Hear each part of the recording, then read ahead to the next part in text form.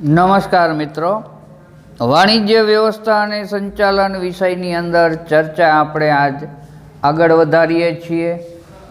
કાલના પિરિયડની અંદર આપણે નિકાસ પ્રક્રિયાની માહિતી મેળવી હતી. આજ આયાત પ્રક્રિયાની માહિતી હવે આપણે મેળવવાની છે. વિદેશમાંથી જે માલ આપણે મગાવીએ એને આયાત કહેવામાં આવે. કોઈ પણ દેશમાંથી ભારતની અંદર જે વસ્તુનું ઉત્પાદન ઓછું થતું હોય અથવા નહિવત થતું હોય એ ઉત્પાદિત વસ્તુઓ વિદેશમાંથી આપણે મગાવવી પડે. આને આયાત પ્રક્રિયા કહેવામાં આવે. તો આયાત પ્રક્રિયા કરવા માટે કઈ કઈ વિધિમાંથી પસાર થવું પડશે એની ચર્ચા હવે આ પાઠની અંદર શરૂ થાય છે. એટલે આયાત વિધિ. ભારતમાં માલની આયાત કરવા માટેની વિધિ નીચેના મુદ્દાઓ દ્વારા સ્પષ્ટ થાય. એમાં સૌથી પહેલો આયાત પરવાનો મેળવવો.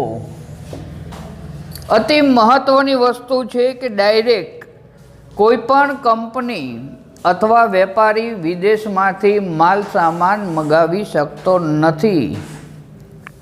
ગવર્મેન્ટના નિયમ પ્રમાણે એને આયાત કરવી પડે. આ માટે જરૂરી વિધિમાંથી પસાર થવું પડશે.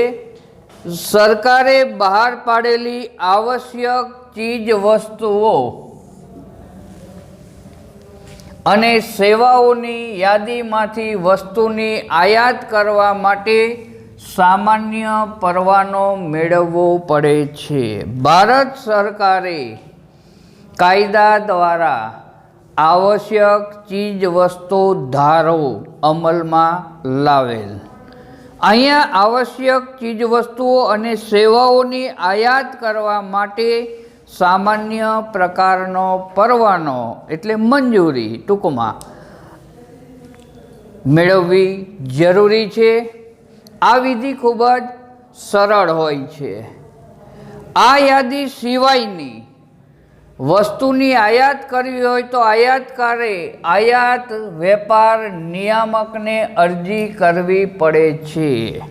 કોણે ક્યાં અરજી કરવાની જરૂરિયાત પડશે એનું ખાસ ધ્યાન રાખવાનું. ભારત સરકારે જે આવશ્યક ચીજ વસ્તુ અને સેવાઓ વિશેની ગાઈડલાઈન એટલે માહિતી બહાર પાડેલી છે એ માહિતી સિવાયની કોઈ વસ્તુ જ્યારે આયાત કરવાની જરૂરિયાત પડે ત્યારે સૌ પ્રથમ અરજી કરવા માટે આયાત વેપાર નિયામકને અરજી કરવાની જરૂરિયાત પડશે. આ અરજીમાં આયાતકારના નામ, સરનામા, માલની સંપૂર્ણ વિગત, આયાતકારની આર્થિક સ્થિતિ, માલ કયા દેશમાંથી આયાત કરવાનો છે તે દેશનું નામ દર્શાવવામાં આવશે. અરજી પ્રક્રિયા સંપૂર્ણ સહેલી છે. આની અંદર સૌથી પહેલાં આયાતકારનું નામ એટલે જે વેપારી કે કંપની વિદેશમાંથી વસ્તુ મગાવવા ઈચ્છે છે એનું પૂરેપૂરું નામ, અધૂરું નહીં, પૂરેપૂરું નામ. ત્યારબાદ કઈ જગ્યાએ એ કાર્યશીલ છે એનું પૂરેપૂરું સરનામું. આ સરનામું એવી રીતના હોવું જોઈએ કે પોસ્ટ માસ્ટરને કોઈ પણ ટપાલ પહોંચાડવામાં તકલીફ ન પડે. દાખલા તરીકે આપણી સ્કૂલ અલ્ટ્રાવિઝન સ્કૂલ, આની આજુબાજુનું જાણીતું સ્થળ જિંતાન ઉદ્યોગ નગર. તો અહીંયા જિંતાન ઉદ્યોગ નગર 80 foot road, Surendranagar 363002, pincode number સહિત પૂરું સરનામું બતાવવાની જરૂરિયાત ઊભી થાય છે. એટલે આ ખાસ ધ્યાન રાખવાનું. સરનામાની અંદર અધૂરું સરનામું ક્યારેય ચાલતું નથી. પૂરેપૂરું સરનામું આયાતકારે બતાવવું પડે છે અને સરનામાની નીચે પોતાનો ટેલિફોન કે મોબાઈલ નંબર, જો પિનકોડ નંબર હોય તો પિનકોડ નંબર સહિત બતાવવો પડશે. માલની સંપૂર્ણ વિગત, કયા પ્રકારનો માલ, કેટલા જથ્થામાં કઈ કિંમતનો એ મગાવવા ઈચ્છે છે એની પૂરેપૂરી ડિટેલ્સ એટલે માહિતી એણે અરજી પત્રકની અંદર બતાવવી પડશે. જે દેશમાંથી વસ્તુની આયાત કરવાની છે એ દેશનું નામ ખાસ બતાવવું પડે. અમેરિકા છે, ઇંગ્લેન્ડ છે, ફ્રાન્સ છે, ચીન છે, રશિયા છે, કોઈ પણ દેશ હોય, જે દેશમાંથી વસ્તુની આયાત કરવા ઈચ્છતા હોય એ દેશનું નામ અરજીની અંદર ફરજિયાત બતાવવું પડશે. અરજીની વિગતો તપાસતા અધિકારીને સંતોષ થાય તો આયાત પરવાનો આપશે. આ અરજી અધિકારી અરજી મળ્યા બાદ એની પૂરેપૂરી ઝીણામઝીણી તપાસ કરશે. નામ અધૂરું હશે તો પણ અરજી કેન્સલ.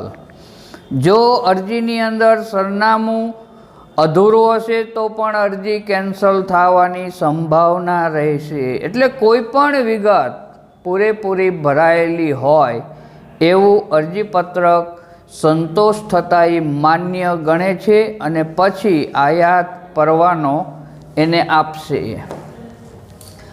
આયાત કરવા માટે જો કોટા પદ્ધતિ હોય તો આયાતકારને નિશ્ચિત કોટા દર્શાવતું પ્રમાણપત્ર આપવામાં આવશે. ગવર્મેન્ટ દ્વારા નક્કી કરેલા જથ્થામાં માલ મગાવવાનો હોય, એથી ઉપરવટ વધારે માલ મગાવી ન શકાય. એટલે અહીંયા જે કોટા પદ્ધતિ અમલમાં આવતી હોય તો એનું પ્રમાણપત્ર પણ આયાતકારને આપવામાં આવશે. આ આપણો પહેલો મુદ્દો હતો. હવે બીજું, હુંડિયામણ મેળવવાની વ્યવસ્થા કરવી. વિદેશી માલની આયાત કરવાની હોય ત્યારે ચૂકવણી વિદેશી હુંડિયામણમાં કરવાની હોય છે. અતિ મહત્ત્વની વસ્તુ છે.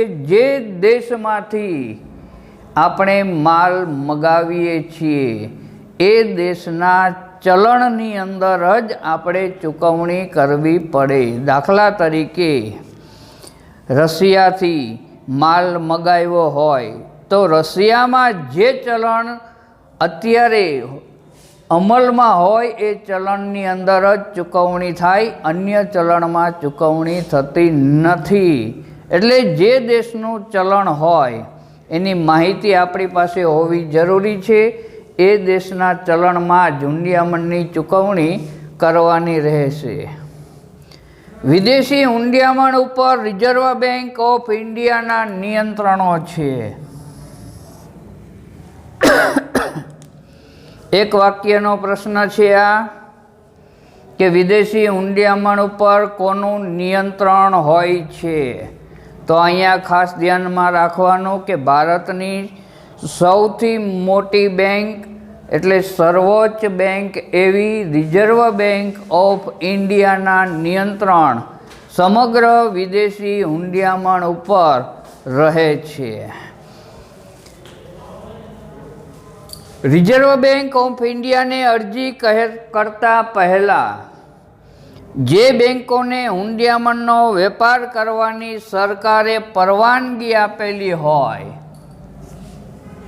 એ બેંકને અરજી કરવી પડે છે. ડાયરેક્ટ આપણે રિઝર્વ બેંકને અરજી કરી શકતા નથી, પણ સરકારશ્રી દ્વારા વિદેશી હુંડિયામણ માટે કાર્ય કરવાની સત્તા જે બેંકને આપેલી હોય એ બેંકની અંદર સૌથી પહેલાં આપણે અરજી કરવી જરૂરી છે.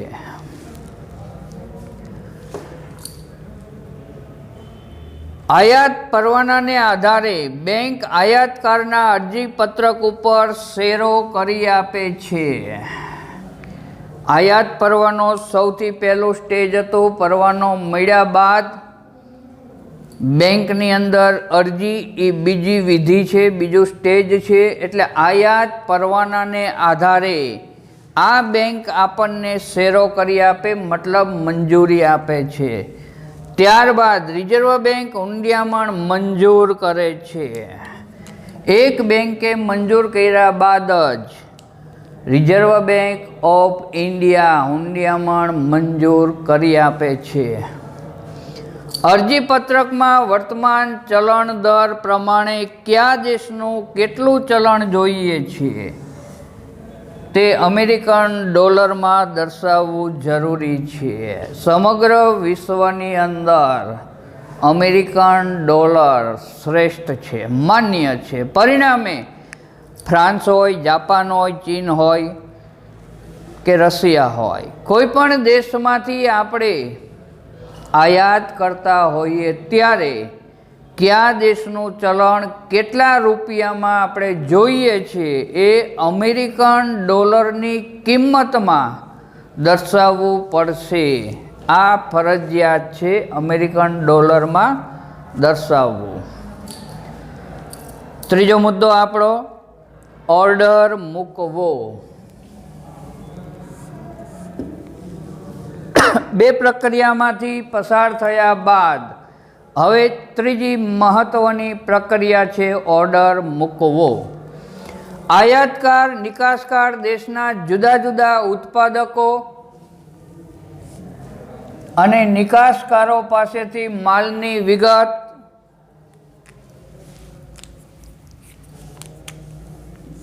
કિંમત, અન્ય શરતોની માહિતી મેળવે છે.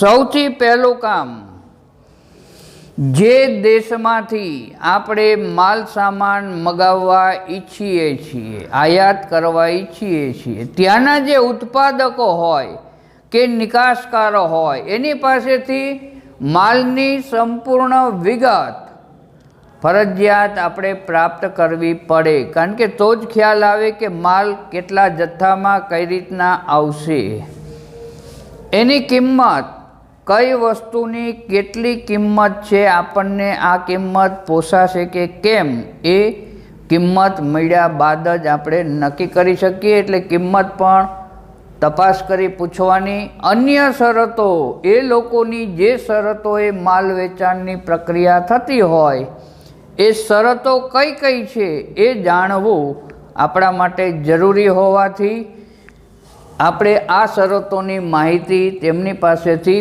મેળવશું. જે ઉત્પાદક કે નિકાસકારોની શરતો અનુકૂળ લાગે તેને ઓર્ડર આપે છે. આપણે બધાને ઓર્ડર આપવાની જરૂરિયાત રહેતી નથી, ભલે કિંમત બધા પાસેથી મગાવી આપણે. અહીંયા જેની શરતો, જેની કિંમત, જેની વસ્તુ આપણને ગમે, આપણને પોસાય એને જ આપણે ઓર્ડર આપવાનો છે. આયાતકાર માલની આયાત અંગેનો જે ઓર્ડર આપે તેને ઇન્ડેન્ટ કહે છે. એક વાક્યનો પ્રશ્ન અહીંયા ઉત્પન્ન થાય, ઇન્ડેન્ટ એટલે શું? બરોબર ધ્યાન રાખજો, ઇન્ડેન્ટ એટલે શું? તો એનો જવાબ છે આયાતકાર માલની આયાત અંગેનો જે ઓર્ડર આપે તેને ઇન્ડેન્ટ કહેવામાં આવે. ઇન્ડેન્ટમાં માલની વિગત. હવે મહત્વની વસ્તુ છે માલની વિગત. કયા પ્રકારનો માલ કેટલા જથ્થામાં આપણે જોઈએ છીએ એની પૂરેપૂરી વિગત, અધૂરી નહીં. એને કદાચ નંબર પ્રમાણે વર્ણવતા હોય તો એ નંબરનો પણ આની અંદર ઉલ્લેખ તમારે કરવો જોઈએ. ઘણી બધી ચીજ વસ્તુઓ એવી છે કે જે નંબર પ્રમાણે ચાલતી હોય છે. અહીંયા કંપનીએ જો નંબર પ્રિન્ટ કરીને આપણને આપેલો હોય તો એ નંબર પણ બતાવવો પડશે. કેટલા જથ્થામાં કયો માલ આપણે જોઈએ છીએ એની પૂરેપૂરી વિગત આની અંદર બતાવવી પડશે. કિંમત. નિકાસકારે આપણને જે ભાવતાલ આપ્યા છે એમાં જે કિંમત બતાવેલી હોય એ કિંમત તમારે ખાનું પાડીને બતાવવાની જરૂરિયાત પડશે. એસપી વિષયની અંદર આવા પત્રો તમારી પાસે આવશે. પરિણામે અહીંયા કિંમત કેવી રીતના લખાય એની માહિતી તમને ત્યાં પ્રાપ્ત થશે. પત્રની અંદર મધ્ય ભાગની અંદર જુદા જુદા જરૂર પ્રમાણે ખાના દોરી અને વિગતો દર્શાવી શકાય છે. એટલે અહીંયા વસ્તુનું નામ, એની કિંમત, કંપનીએ જે કિંમત આપણને બતાવેલી હોય એ કિંમત આપણે બતાવશું તો કંપની વધારે ભાવ આપણી પાસેથી વસૂલ કરી શકશે નહીં. ભાવમાં જે વધઘટ થાય એ વધઘટનો લાભ આપણને મળશે. આપણને બતાવેલી કિંમતે જ માલ પ્રાપ્ત થશે. કારણ કે જ્યારે એણે શરતો મોકલેલી હશે ત્યારે એમાં એક લીટી એણે ઉલ્લેખ કરેલી હશે કે આ શરતો 15 દિવસ, 20 દિવસ, 30 દિવસ કે 60 દિવસ માન્ય રહેશે. આ સમયગાળાની અંદર આપણે ઓર્ડર આપીએ તો એણે દર્શાવેલી કિંમતે જ આપણને માલ પ્રાપ્ત થશે. એટલે કિંમત લખવી જરૂરી છે. પેકિંગ. માલને વિદેશમાંથી મગાવવા માટે ઘણી ફેર નુકસાન જવાનો ભય રહે, તૂટી જવાનો ભય રહે.